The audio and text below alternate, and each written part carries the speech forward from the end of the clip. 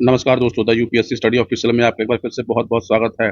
और हम लोग पहुँच गए हैं अपने UP PCS mock test number 5 पर। जो व्यूअर चैनल पे पहली बार आए हैं, उस चैनल को सब्सक्राइब और लाइक ज़रूर कर दें, ताकि आपको नया वीडियो अपलोड होते ही तुरंत नोटिफ़िकेशन मिल जाए।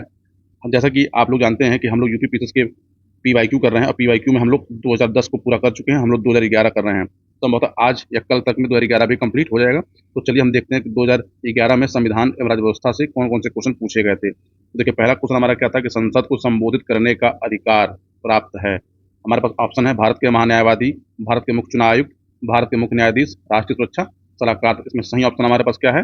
भारत के महान्यायवादी। आप जानते हैं कि आर्टिकल 76 जो है, वो भारत के महान्यायवादी से संबंधित है, और भारत के महान्यायवादी की नियुक्ति राष्ट्रपति के द्वारा की जाती है और राष्ट्रपति के प्रसाद पर्यंत अपना पद धारण करता है। चलिए इसको देख लिया जाए। देखिए, महान्यायवादी को संसद में संबोधित करने का अधिकार प्राप्त है। अनुच्छेद 76 के अंतर्गत राष्ट्रपति उच्चतम न्यायालय का न्यायाधीश बनने की योग्यता रखने वाले व्यक्ति को भारत का महान्यायवादी, जिसको सॉलिसिटर जनरल ऑफ इंडिया बोलते हैं, नियुक्त करता है। महान्यायवादी सरकार का मुख्य विधि अधिकारी होता है। उसे भारत के सभी न्यायालयों की कार्यवाही में भाग लेने का अधिकार होता है। साथ ही उसे संसद के दोनों सदनों में बोलने तथा उनकी कार्यवाही में भाग लेने का अधिकार होता है, किंतु उसे वोट देने का अधिकार नहीं होता है। अगर इस व्याख्या को आप सही से तैयार कर लेते हैं, तो महान्यायवादी संबंधित कोई भी क्वेश्चन आपका गलत नहीं होगा। आते हैं अगले क्वेश्चन के ऊपर। भारत की संसद के संबंध में निम्नलिखित में से कौन सा कथन सही नहीं है? संविधान में एक संसदीय प्रणाली का प्रावधान है। संसद का सर्वसम्मुख कार्य है मंत्रिमंडल का प्रावधान करना। मंत्रिमंडल की सदस्यता निम्न सदन तक सीमित है। मंत्रिमंडल को लोकप्रिय सदन में बहुमत का विश्वास प्राप्त होना चाहिए। तो देखिए, चार ऑप्शन देखा जाए तो हमारा ऑप्शन नंबर ए, ये भी मतलब हमको सही है। हमारा कथन नंबर बी, ये भी कथन सही है। क्योंकि कथन नंबर सी हमारा सही नहीं है, क्योंकि मंत्रिमंडल की सदस्यता जो होते हैं, या तो वो लोअर हाउस का हो, मतलब लोकसभा का हो, चाहे राज्यसभा में से किसी का भी हो सकता है। अतः ये वाला कथन हमारा गलत, इसलिए ऑप्शन हमारा सी यहाँ पर सही हो जाएगा। देखिए, भारत के संसद के संबंध में कथन सी गलत है, क्योंकि मंत्रिमंडल का सदस्य लोकसभा और राज्यसभा दोनों में से किसी भी का भी सदस्य हो सकता है, और दोनों सदनों का सदस्य न होने पर कोई व्यक्ति मंत्रिमंडल का सदस्य हो सकता है, बशर्ते उसे 6 महीने के अंदर मंत्री पद धारण करने के पश्चात दोनों सदनों में से किसी एक का सदस्य बनना होगा, अन्यथा वह मंत्री पद की अयोग्य हो जाएगा। चलिए आते हैं अपने अगले प्रश्न के ऊपर। भारत के संविधान के निम्नलिखित में से किस अनुच्छेद के अंतर्गत विधानसभा को विधान परिषद का सृजन करने का प्रस्ताव पास करने की इजाजत मिलती है? आप सभी जानते हैं, ऑप्शन दिएगा 168, आर्टिकल 169, 170, 171। इसका ऑप्शन नंबर बी सही होगा, और ये क्वेश्चन 2022 में पूछा गया था। देखिए, रिपीट क्वेश्चन ऐसे होते। देखिए, भारतीय संविधान के अनुच्छेद 169 के अंतर्गत भारत राज्य की विधानसभा को राज्य में विधान परिषद का सृजन, मतलब बनाने का, विधान परिषद के उत्पादन का अधिकार दिया गया, यदि खत्म करने का अधिकार दिया गया। इस आशय से का संकल्प विधानसभा की कुल सदस्य संख्या के बहुमत द्वारा, बहुमत मतलब 2/3, ठीक, से पारित करने के बाद पारित कर देता है। देखिए, अधिकार बनाने का संसद को है, यानी किसी विधानसभा में वहाँ पर विधान परिषद होगी या नहीं होगी, अधिकार संसद को प्राप्त है। लेकिन अगर किसी राज्य को बनाना है, तो उसे अपने बहुमत से 2/3 यानी 2/3 भाग संकल्प पारित करके संसद को भेजना होगा। आप कमेंट करके बताइएगा कि भारत में कितने राज्यों में विधान परिषद संचालित है वर्तमान समय में। देखिए, पॉलिटी के क्वेश्चन पहले कम पूछ जाते थे, लेकिन अब इसकी संख्या बढ़ा के 18 से 20 कर दी गई है। 2011 में पॉलिटी के केवल 7 ही क्वेश्चन पूछे गए थे। आते हैं अगले क्वेश्चन पे। नवयुवकों द्वारा 18 वर्ष की आयु पर मताधिकार का पहली बार प्रयोग किया गया आम चुनाव में? तो 1987 में, 1988 में, 1989 में, 1990 में। तो सही उत्तर है 1990। देखिए, मताधिकार की पहले आयु 21 साल थी, लेकिन 61वें संविधान संशोधन द्वारा ये अधिकार घटा के 18 वर्ष कर दिया गया, और 1989 में 18 वर्ष की आयु पर जो है पहली बार मताधिकार का प्रयोग वर्ष 1989 में किया गया। देखिए, होता क्या है कि 1 जनवरी को आपकी कट ऑफ डेट अगर 18 वर्ष से ऊपर है, तो आप उस साल होने वाले चुनाव में पार्टिसिपेट कर सकते हैं, यदि आपका नाम निर्वाचक नामावली में दर्ज कर दिया गया है। तो देखिए, नवयुवकों द्वारा 18 वर्ष की आयु पर मताधिकार का पहली बार प्रयोग 1989 के आम चुनाव में किया गया। मतदान की न्यूनतम आयु 61 वर्ष से घटाकर 18 वर्ष करने हेतु संविधान के अनुच्छेद 326 में संशोधन किया गया। संशोधन था 61वां संविधान संशोधन। देखिए, इस क्वेश्चन को स्टार लगा लीजिए, और इस व्याख्या में जो ये संशोधन है 61वां, इसको आप नोट जरूर कर लीजिएगा। आते हैं अब अगले क्वेश्चन। देखिए, इकोनॉमी में हम लोग केवल वही क्वेश्चन करेंगे जो इंपॉर्टेंट है, मतलब जो उसमें करंट वाले उसको छोड़ देंगे। देखिए, भारतीय राजमार्ग प्राधिकरण के वित्त का प्रमुख स्रोत है उपकर, विदेशी सहायता, बाजार से ऋण उगाही, संघ सरकार के बजट से अनुदान। तो इसका सही उत्तर है सेस। देखिए, ये अनुदान है, ठीक, लेकिन वित्त का प्रमुख जो स्रोत होगा वो क्या होगा? उपकर। जो सेस लगाया जाता है वो भारतीय राजमार्ग के प्राधिकरण के वित्त का प्रमुख स्रोत होता है। आते हैं अगले प्रश्न के ऊपर। निजी क्षेत्र में साझा कोष को भारत में अनुमति मिली? साझा कोष मतलब म्यूचुअल फंड। देखिए म्यूचुअल फंड को जो है प्राइवेट प्लेयर जो है कब एंट्री किए थे? 1964 में, 1993 में, 1994 में, 2001 में। इसका संयुक्त उत्तर क्या होगा? 1993। देखिए 1993 से पहले म्यूचुअल फंड में जो कंपनियां होती थी वो गवर्नमेंट कंपनियां होती थी। आपने कुछ कंपनियों के नाम सुने होंगे, जैसे आपने नाम सुना होगा आईडीबीआई, ये भी पहले एक म्यूचुअल फंड कंपनी थी। आप नाम सुना होगा यूटीआई, ये भी क्या भारत सरकार की म्यूचुअल फंड कंपनी है। देखिए निजी क्षेत्र में साझा कोषों को भारत में अनुमति 1993 में मिली तथा जुलाई 1993 में पंजीकृत होने वाला पहला वाला कोठारी पायनियर, जिसको आप बोलते हैं फ्रैंकलिन टेम्पल्टन में समाहित पहला निजी क्षेत्र का साझा कोष था म्यूचुअल फंड। म्यूचुअल फंड, देखिए म्यूचुअल फंड को रेगुलेट कौन करता है? इसको भी सेबी ही करती है, ये भी याद रखिएगा। सेबी की स्थापना किस आर्टिकल में, सॉरी किस साल की गई थी, ये आप कमेंट करके बताइएगा। देखिए स्वामित्व के आधार पर निम्नलिखित में से कौन सा अन्य से भिन्न है? जीवन बीमा निगम की पॉलिसी, बैंक का सावधि जमा, किसान विकास पत्र, कंपनी का ऋण पत्र। देखिए डिवेंचर ऑफ कंपनी का ऋण पत्र ये अन्य से भिन्न है, क्योंकि ये सब के सब क्या है? गवर्नमेंट सेक्टर की है, और ये प्राइवेट सेक्टर गवर्नमेंट सेक्टर दोनों का हो सकता है। देखिए स्वामित्व के आधार पर कंपनी का ऋण पत्र अन्य से भिन्न है। कारण यह है कि इसका स्वामित्व समय के अनुसार बदल जाता है, जबकि जीवन बीमा पॉलिसी, बैंक की सावधि जमा, किसान विकास पत्र का स्वामित्व नहीं बदलता है। ये क्वेश्चन छोड़ देते हैं क्योंकि उस समय के कार्यकाल के लायक था। आते हैं अगले प्रश्न के ऊपर। हाँ देखिए ये a letter of credit has to be produced by, साख पत्र दिया जाता है एक निर्यातकर्ता को, एक आयातकर्ता को, सीमा शुल्क अधिकारियों को, जहाज कंपनी द्वारा। तो ये क्वेश्चन जो है 2020 में पूछा गया है, आप पेपर देख सकते हैं, रिपीट करके पूछा गया है। इसका संयुक्त उत्तर क्या होगा? एक आयातकर्ता को, देखिए साख पत्र, ठीक, इसको आयातकर्ता द्वारा किसी बैंक के माध्यम से निर्यातकर्ता को भुगतान गारंटी प्रदान करने के लिए जारी किया जाता है। यह एक अंतर्राष्ट्रीय प्रणाली को सरल बनाने का एक इंस्ट्रूमेंट, याद रखिएगा। देखिए मोडवेट इज रिलेटेड टू, संबंधित है उत्पाद कर से, वैट से, धनकर से, आयकर से। तो देखिए अब ये क्वेश्चन नहीं आएगा क्योंकि अब जीएसटी लागू कर दी गई है, लेकिन फिर भी जान लीजिएगा कि मोडवेट जो है वैट से संबंधित था। अब ये भी हटा देते हैं, नहीं लिख कर लेते हैं क्योंकि इसमें कुछ चीजें आपको रिपीट हो सकती हैं। देखिए निम्नलिखित में से कौन माल के आयात हेतु विदेशी विनिमय को स्वीकृति देता है? कोई भी राष्ट्रीयकृत बैंक, विनिमय बैंक, भारतीय रिजर्व बैंक, वित्त मंत्रालय। इसका संयुक्त उत्तर क्या हुआ? Reserve bank of India. अब देखिए कौन सा संगठन विदेशी व्यापार का संवर्धन करता है? ECGC, MMTC, STC, all of the above. देखिए ये क्वेश्चन भी 2022 में पूछा गया है, आप पेपर में देख सकते हैं। तो इसका उत्तर क्या होगा? डी सही होगा। ये सब के सब क्या होते हैं? विदेशी व्यापार संगठन का नेतृत्व करते हैं। देखिए उक्त में तीनों विकल्प में से ईसीजीसी, एमएमटीसी एवं एसटीसी का उद्देश्य निर्यात ऋण को जोखिम को कवर करते हुए विदेशी व्यापार का संवर्धन करना है। देखिए ईसीजीसी को बोलते हैं export credit guarantee corporation of India. आप नोट करके बताइएगा कि ईसीजीसी की स्थापना कब की गई थी। एमएमटीसी जिसको बोलते हैं mineral and metal trading corporation limited, इसकी स्थापना कब की थी बताइएगा। STC state trading corporation of India, ठीक है। आयात की प्रक्रिया आरंभ होती है इंडेंट से, मेटर रसीद से, सामुद्रिक बीमा से, जहाजी बिल से। इसका संयुक्त उत्तर क्या है? इंडेंट से। ये भी क्वेश्चन रिपीट क्वेश्चन है, ये भी क्वेश्चन पूछा गया है। देखिए आयात की प्रक्रिया की शुरुआत इंडेंट से होती है। आयातक द्वारा सर्वप्रथम भारतीय रिजर्व बैंक के पास आयात हेतु अभिष्ट विदेशी विनिमय हेतु प्रार्थना पत्र दिया जाता है।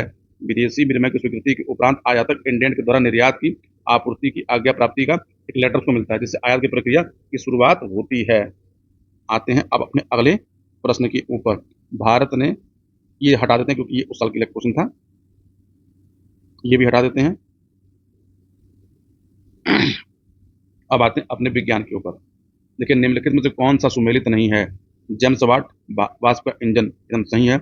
एजी बेल टेलीफोन, ये भी सही है। जीएल बेड टेलीविजन, ये भी सही है।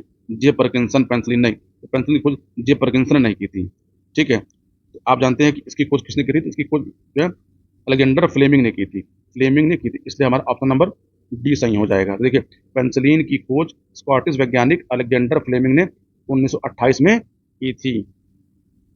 किसी व्यक्ति द्वारा प्रतिबिंब देखने के लिए एक समतल दर्पण की न्यूनतम ऊंचाई होती है। ये क्वेश्चन भी 2022 में पूछा गया है।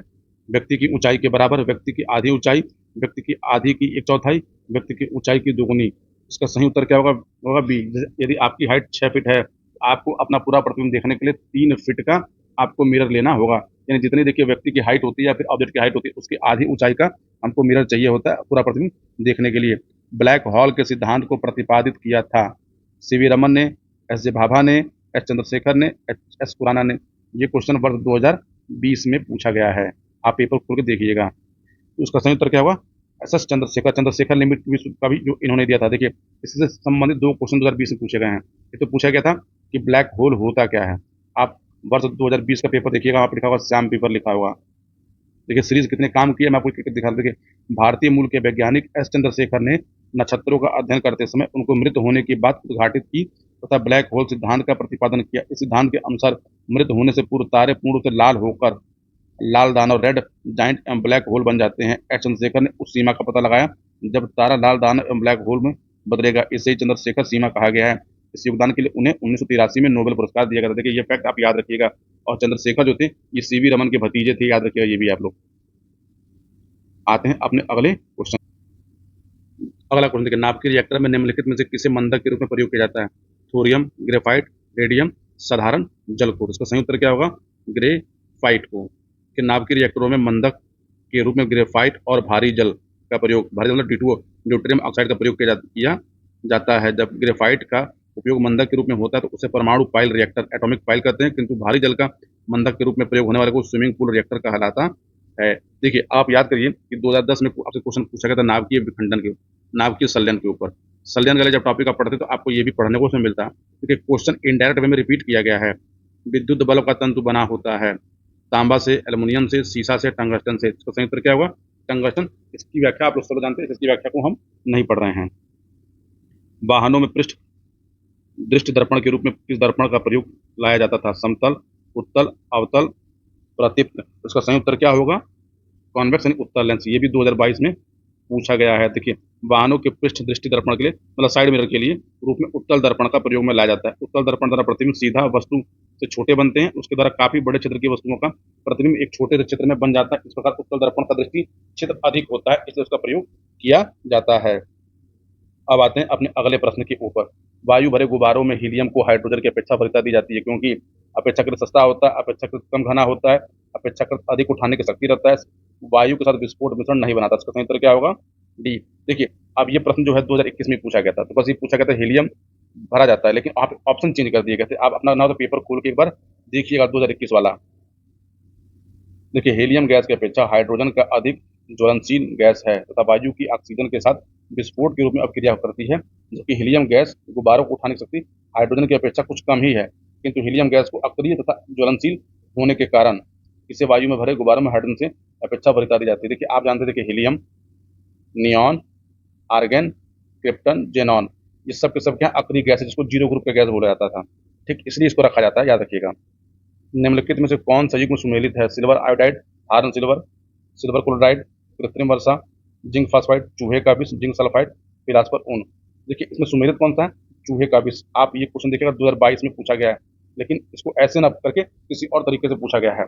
ठीक, तो देखिए, बाकी के जो ऑप्शन है वो गलत हैं। जिंक फास्फाइड को जो है चूहे का विष बोलते हैं, हार्न सिल्वर को हम बोलते हैं सिल्वर क्लोराइड, कृत्रिम वर्षा में सिल्वर आयोडाइड का प्रयोग किया जाता है, फिलास्पर ऊन में जिंक ऑक्साइड का प्रयोग होता है, और सफुर्दित गुण जो है वो जिंक सल्फाइड का होता है। आते हैं फिर अगले प्रश्न के ऊपर। देखिए, सूची एक को सूची दो से सुमेलित करना है। मॉर्फिन। तो देखिए, मॉर्फिन जो होती है वो हमारे पास किस काम में आती है? तो मॉर्फिन हमारा जो है एक एनालिजिक है, क्योंकि दर्द निवारक दवा है, उसको एनालॉजिक बोला जाता है। सोडियम, तो सोडियम को क्या करते हैं हम? किरासन के तेल में रखते हैं, क्योंकि सोडियम क्या होता है? विस्फोटक होता है। ठीक, अब आते हैं अपने अगले पर। बोरिक अम्ल। तो बोरिक अम्ल हमारा क्या होता है? एक एंटीसेप्टिक होता है। जर्मन सिल्वर हमारा क्या है? एक मिश्र धातु है, इसलिए हमारा ऑप्शन नंबर यहाँ पर डी सही हो जाएगा। ठीक, इसकी व्याख्या आपको पढ़ना पड़ लीजिएगा, कुछ है नहीं, जो मैंने बताया उतना पर्याप्त है। आते हैं अब अगले क्वेश्चन के ऊपर। देखिए, refrigerator help in food preservation by, प्रशीतन खाद्य परिरक्षण में मदद करता है, जीवाणुओं को मारकर, जैव रासायनिक अभिक्रिया की दर को कम करके, एंजाइम क्रिया नष्ट करके, खाद्य पदार्थ में बर्फ की परत को ढक करके। तो देखिए, जितने भी रेफ्रिजरेटर होते हैं वो जो फूड रखा जाता है, खाना रखा जाता है, तो वो उसका प्रिजर्वेशन कैसे करते हैं? तो वो करते हैं क्या, उसकी जो खराब होने की जो दर होती है उस दर को स्लो कर देते हैं, कम कर देते हैं। ठीक, इसलिए खाना उसमें लंबे समय तक सही बना रहता है। तो इसका ऑप्शन नंबर बी सही हो जाएगा, इसको याद रखिएगा। देखिए, इंडियन गैस एक मिश्रण है। देखिए, चाहे गैस इंडियन का हो, चाहे हिंदुस्तान का हो, चाहे भारत का हो, तो सब में एक ही चीज होती है। जो हम घरेलू जो गैस यूज करते हैं उस गैस में ब्यूटेन तथा प्रोपेन मिली होती है। ब्यूटेन का फार्मूला होता है C4H10 और प्रोपेन का फार्मूला होता है C3H8। और इसका जो मुख्य होता है वो हमारा क्या है? इसके अंदर मेथेन मिली होती है। ठीक है, और जो गैस हमको जो रिलीजती है, तो जो गैस हमको जो हमें मतलब बदबूदार लगती है, वो होता है मर्केटाइल मिथेपन। ठीक, अम्ल वर्षा से निम्नलिखित में से किस निम्नलिखित देशों में से कौन क्षतिग्रस्त ज़्यादा है? तो देखिए इसमें से ऑप्शन जो है कनाडा, फ्रांस, नॉर्वे और जर्मनी। तो देखिए कनाडा और नॉर्वे जो है एसिड रेन से सबसे ज़्यादा प्रभावित देश हैं, ये अभी भी हैं, इसलिए इसको याद रखिएगा। निम्नलिखित गैसों में से कौन प्रकाश संश्लेषण प्रक्रिया के लिए आवश्यक है? Carbon oxide, carbon dioxide, N2, O2। तो आप जानते हैं फोटोसिंथेसिस के लिए CO2 का होना बहुत जरूरी है, इसलिए हमारा ऑप्शन नंबर यहाँ पर बी सही होगा। देखिए प्रकाश संश्लेषण के लिए हमको CO2 चाहिए और H2O चाहिए और सनलाइट चाहिए। ये तीन के बिना प्रकाश संश्लेषण फोटोसिंथेसिस नहीं हो सकता। गोल्डन धान में सर्वाधिक मात्रा में पाया जाता है तो विटामिन ए पाया जाता है, इसलिए ऑप्शन नंबर ए हमारे यहाँ पर सही होगा। मानव चिकित्सा विज्ञान से अब जो क्वेश्चन पूछे गए हैं उसको देख लेते हैं। निम्नलिखित में से किसका निर्माण हमारे शरीर में नहीं होता? विटामिन ए का, प्रोटीन का, एंजाइम का, हार्मोन का। देखिए हमारे शरीर में किसी भी प्रकार के विटामिन का निर्माण नहीं होता, ठीक, ये ध्यान आप रखिएगा। विटामिन हमको जो होता है बाहरी सोर्स से लेना होता है। विटामिन का चैप्टर बहुत इंपॉर्टेंट है और कोई भी साल ऐसा नहीं जिस साल विटामिन से क्वेश्चन ना पूछे गए हों। मनुष्य के अंगों में से कौन एक हानिकारक विकिरणों से सर्वाधिक सुप्रभाव्य है? आंख, हार्ट, मस्तिष्क, लंग। सही उत्तर क्या होगा? आंख। आंख हमारी बाहरी जो त्वचा है उसमें सबसे सुप्रभावी अंग है, क्योंकि सनलाइट का सबसे ज्यादा प्रभाव हमारी त्वचा पर और क्या होता है, आंखों पर ही पड़ता है। निम्नलिखित में से कौन मानव गुर्दे का सामान्य कार्य नहीं है? रक्त में जल की मात्रा का नियंत्रण, रक्त में शर्करा की मात्रा का नियंत्रण, यूरिया को छानकर बाहर करना, कई हार्मोनों का श्रवण करना। तो देखिए मानव गुर्दे का काम जो है रक्त में शर्करा का नियंत्रण करना नहीं है, बाकी जो सारे काम जो है वो दिए गए। तो क्या किडनी का हमारे फंक्शन है, ठीक। देखिए हमारी बॉडी के अंदर जो शुगर है उसको नियंत्रित करने का इंसुलिन हार्मोन के द्वारा किया जाता है, ठीक। आइए अगले क्वेश्चन के ऊपर। आंख की रेटिना की परंपरागत कैमरा के निम्नलिखित में से किस भाग से तुलना की जा सकती है? फिल्म, लेंस, शटर, आवरण। तो सही उत्तर क्या होगा? फिल्म, क्योंकि फिल्म ही होती है जिस पर हम किसी भी चित्र को रिकॉर्ड करते हैं और रेटिना ही हमारा आंख का वो भाग है जिस पर हमको प्रतिबिंब दिखाई देता है या प्रतिबिंब बनता है। एनोसीमिया कहते हैं स्वाद संवेदन की कमी को, ग्रहण संवेदन की कमी को, स्पर्श संवेदन की कमी को, ऊष्मा संवेदन को। तो देखिए एनोसीमिया मतलब क्या होता है कि जब कोई व्यक्ति अपना स्मेल खो देता है। आप जानते हैं कि कोरोना के समय लोगों को टेस्ट और सूंघने की क्षमता खत्म हो जाती है, तो इसी को बोलते हैं एनोसीमिया। आते हैं अगले क्वेश्चन पर। यदि कोई व्यक्ति हरी सब्जी खाना बंद कर दे उसे रतौंधी हो जाएगी, उसमें विटामिन ए की कमी हो जाएगी। देखिए हमको पता है कि विटामिन ए हमको जो होता है वो हरी सब्जी से भी मिलता है और सेब से भी मिलता है। तो आपको हमको इसमें से ऑप्शन जो दिए गए हैं कथन कारण के अनुसार उत्तर देना है। देखिए है क्या कि कथन हमारा गलत इसलिए हो जाता है क्योंकि विटामिन ए के जो सोर्स होते हैं वो केवल हरी सब्जियां ही नहीं है और भी उसके सोर्स पाए जाते हैं, इसलिए ऑप्शन डी हमारा सही हो जाएगा। यहाँ पर मच्छरों के नियंत्रण हेतु प्रयोग होने वाली कीट बच्ची मछली है। तो ये एकदम याद करिए कि गैम्बूसिया मछली का प्रयोग जो होता है वो मच्छरों के नियंत्रण हेतु किया जाता है। देखिए गैम्बूसिया नामक कीट मछली का प्रयोग मच्छरों के नियंत्रण हेतु किया जाता है। मच्छरों के अंडे व लार्वा के अतिरिक्त इनका भोजन पानी में जमने वाली काई, पानी में मृत जीव व हाइड्रिला पौधे आदि हैं, ठीक। इसलिए गैम्बूसिया मछली को जहाँ पर पानी रुका होता है वहाँ पर छोड़ दिया जाता है या फिर वहाँ उसको रखा जाता है ताकि उनके लार्वा को खा के इन्हें खत्म कर देती है। किस शारीरिक प्रक्रम से थाम्बरीन का संबंध है? उत्सर्जन, ब्लड क्लॉटिंग, प्रजनन, ग्रोथ। देखिए थाम्बरीन का संबंध जो है ब्लड क्लॉटिंग से है। रक्त जमाव नामक शारीरिक प्रक्रम से थाम्बरीन का संबंध, थाम्बरीन रक्त के उपस्थित एक एंजाइम है जो फाइब्रोनोजन को फाइब्रिन में चेंज कर देता है, जिससे हमारे बॉडी से जब कोई कट फट जाता है तो ब्लड निकलता है तो उससे क्लॉटिंग हो जाती है। एड्स क्या है? तो आप सभी जानते हैं कि एड्स एक विषाणु है, एड्स विषाणु से होने वाला एक रोग है। तो चलिए आज की सीरीज को यहीं पर रोकते हैं। देखिए मैं क्वेश्चनों की संख्या और वीडियो की संख्या बढ़ा तुरंत दूंगा जैसे इस पर व्यूज आना स्टार्ट हो जाएंगे, लेकिन इस सीरीज को चाहे कितने भी कम लोग क्यों ना देखें, इस सीरीज को मैं कंप्लीट जरूर करा दूंगा ताकि 2000 क्योंकि 27 अक्टूबर जो पेपर होगा तो मैं आपको दिखा सकूं कि कितने क्वेश्चन जो है पेपर में रिपीट हुए हैं और कितने क्वेश्चन मैंने आपको PYQ में कराए थे। पूरा वीडियो देखने के लिए आप सभी को बहुत बहुत धन्यवाद। आप थे मेरे यानी चंचल के साथ। मिलते हैं अगले वीडियो में, तब तक के लिए गुड बाय।